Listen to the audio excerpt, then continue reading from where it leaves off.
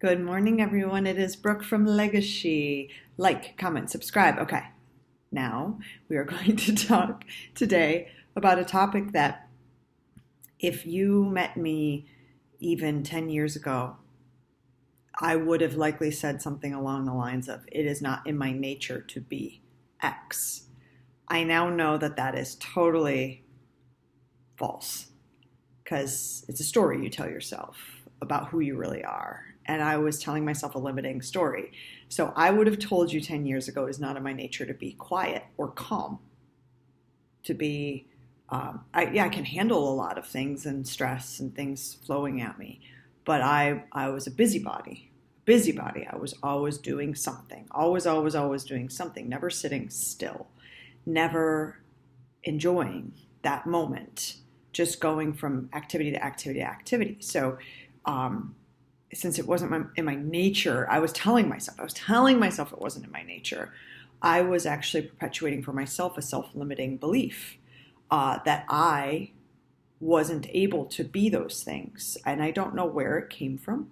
I don't know where I began in my life to place value on busyness and activity and constant activity.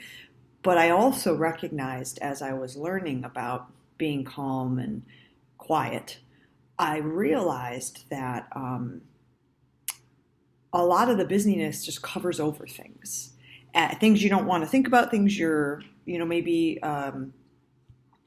you want to move to the next thing because you don't want to dwell, air quotes, dwell on something, but you haven't actually released or processed the thing that you were dwelling on. You just swept it under the rug. And the reason that I knew I had to begin work for myself around being quiet and calm, and why this can help you too, is because I was witnessing many folks who were, maybe a few decades ahead of me. I was witnessing what was happening, that they had never processed things, that they had just kind of gone through this life being very busy and hadn't really come to terms with some of the things that had been swept under the rug because they believed that the busyness was going to get them away from the thing that they needed to process and release.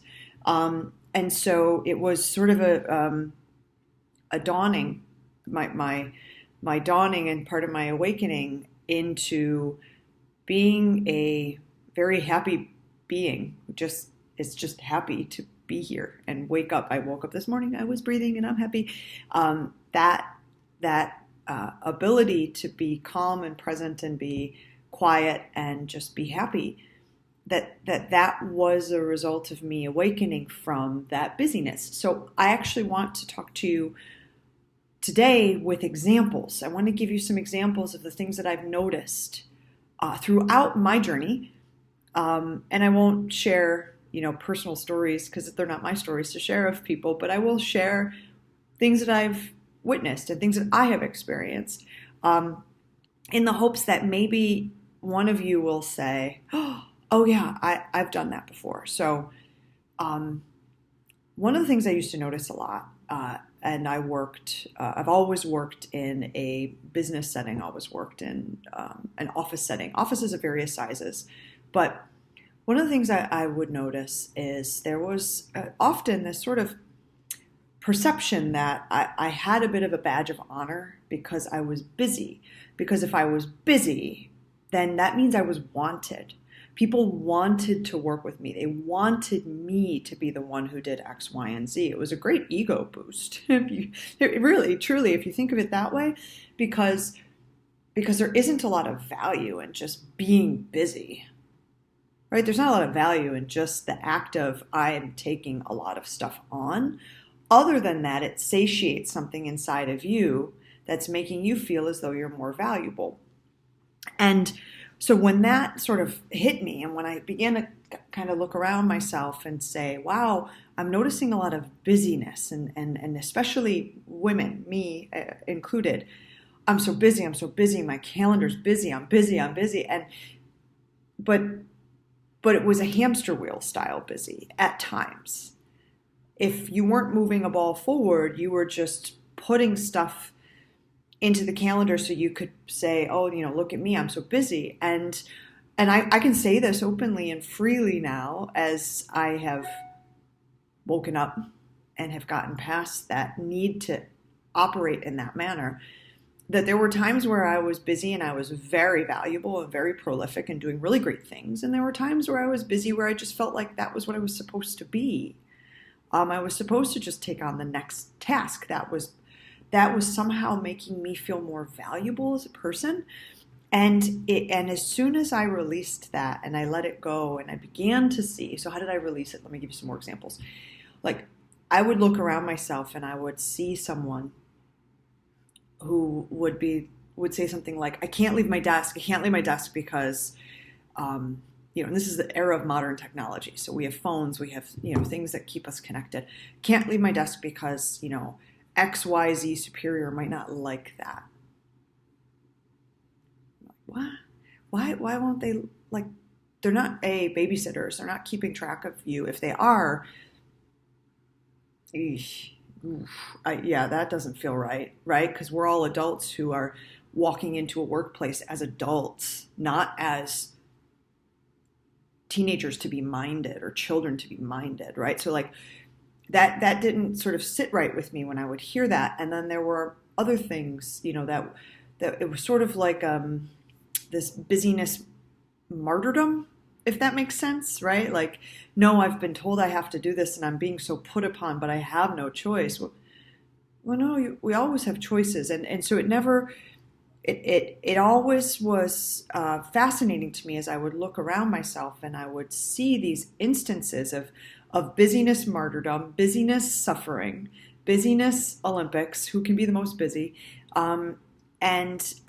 I began to awaken to the fact that that was part of the strategy that many of us begin to employ as we become adults, where we get into that circle, that rat race, and we're just running and running and running, and we're never stopping. And we actually will limit ourselves from the stopping. We'll say, oh, no, I can't stop. I'm just too busy. Or if I look inward, if I slow myself down and I look inward, something's going to fall out of me that I'm never going to be able to put back in, right? I can't allow myself. I can't give myself permission to just be quiet, to sort of see what really resonates with me and what really drives me and what really helps me create better, what really helps me make more I shouldn't say make more. It's not the act of making more. It's about the things coming out of you, emanating from you, being something that is a gift that you can give to others because you're really good at that thing. But the more you're sort of churning tasks and busyness and wearing the busy badge and that, using that as your ego boost, the harder it is to actually just be you, which is what you need to be in order to bring forth tremendous value for the world,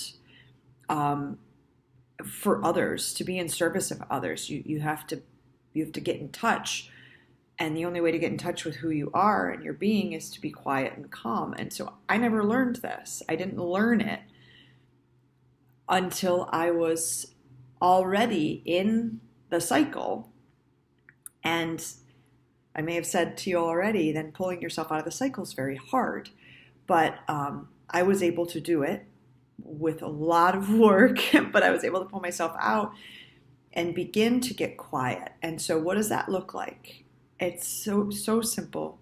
So it's so simple, but it's hard, right?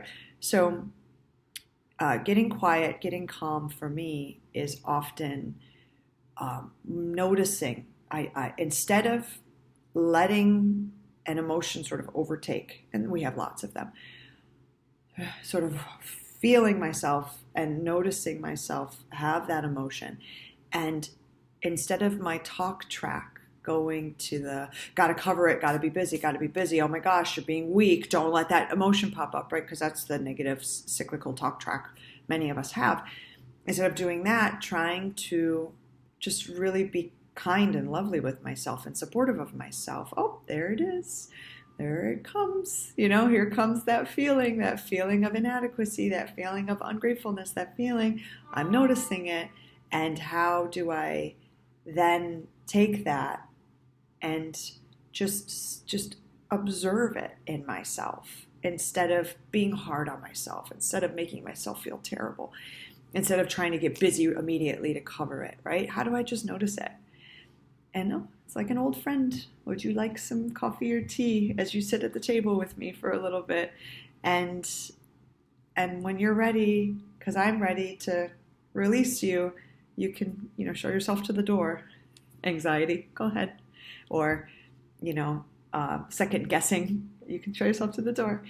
And so there was a real sort of observational power that I began to play around with that didn't come naturally at first, but it was a muscle and I had to learn how to build the muscle. But I was really committed to figuring out how to build that muscle. And that has helped me today to become much more present and thoughtful. And as a result, forgive and let go of a lot of things and then never hold them again, because I don't need to hold on to them, because I saw what a few decades of resentment and anger and holding all of these things that you swept under the rug and kept busy to cover, I saw what that looked like. And I didn't want that path. I never wanted that path. So that was the awakening for me. And it was via a lot of examples of seeing folks doing things that I ultimately realized weren't logical in the grand scheme of things. And then beginning to figure out how to go into myself and observe the feelings that I was having and put those feelings into more of a friendly perspective instead of making them enemies and trying to push them down. So I hope that this is helpful for you today. It feels great to talk about it. And as always, please feel free to comment, send me notes or whatever. I am really in service of others in making these videos. So if it's helping you, then I'm really happy that I'm helpful to you. Have a great day.